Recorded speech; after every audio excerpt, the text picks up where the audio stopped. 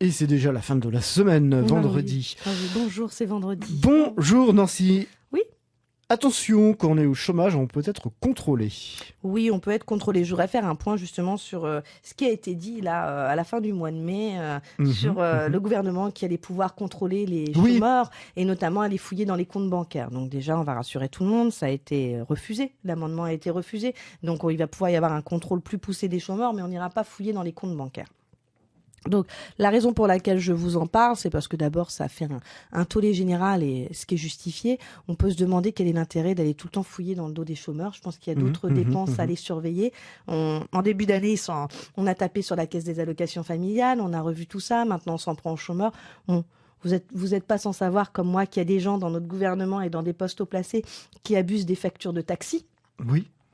Et qui plus est, conservent un emploi. On ne sait d'ailleurs pas à quel montant salarial, mais en tout cas, ils conservent un emploi, ils sont reclassés. Et là, on va aller discuter, on va aller fouiller les comptes de chômeurs pour faire quoi? Pour faire joujou avec du RSA ou quoi que ce soit. Bon, je pense qu'il faut arrêter le délire. Donc, soyez tranquilles, demandeurs d'emploi. Non, le gouvernement n'autorisera pas la fouille de vos comptes bancaires. Simplement, il faut quand même avoir à l'esprit que c'est quelque chose vers lequel on tend.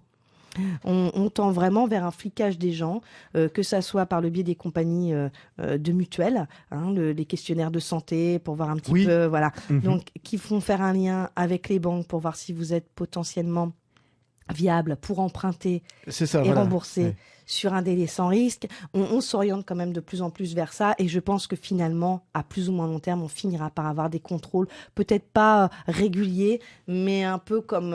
mais des contrôles effectifs, des vrais contrôles. Des vrais contrôles, un petit peu pour voir si les gens sont vraiment au chômage. Maintenant, il faut comprendre aussi, c'est vrai que les gens réagissent toujours à titre personnel, c'est dégueulasse, moi je suis simplement au chômage et tout. Oui, mais il faut aussi savoir qu'il y a des gens qui fraudent vraiment. Il y a notamment au niveau du frontalier, par exemple, dans le nord de la France, des gens qui ont une adresse en France, mais qui en fait résident en Belgique, qui sont déclarés en France et qui touchent le RSA alors qu'ils ont un job en Belgique. On a la même chose aussi du côté du Sud. Bon, on a des abus comme ça. On a des abus. On a des gens qui se déclarent parents célibataires. Ceux-là, c'est ceux que je déteste le plus, qui se déclarent parents célibataires alors qu'en fait, il y a un papa pour l'enfant. Et puis, du coup, ils touchent des allocations de tous les côtés. Je veux dire, à un moment ou à un autre, il faut le savoir. Il y a des gens qui fraudent et c'est ces petits fraudeurs, même s'ils sont peu nombreux, c'est vrai, ils sont peu nombreux, mais qui font qu'après, on prend des grandes décisions dans les diagonales et que tout le monde est mis à la même enseigne. Donc, faites attention, vous pourrez être contrôlé. Ça n'ira pas jusqu'à la levée du secret bancaire, mais attention quand même. Mais vous pouvez être contrôlé effectivement sur votre activité et sur vos recherches d'emploi effectives. Bon week-end, Nancy. Bon week-end, à lundi. Reposez-vous bien et revenez en pleine forme lundi prochain. Merci. À lundi.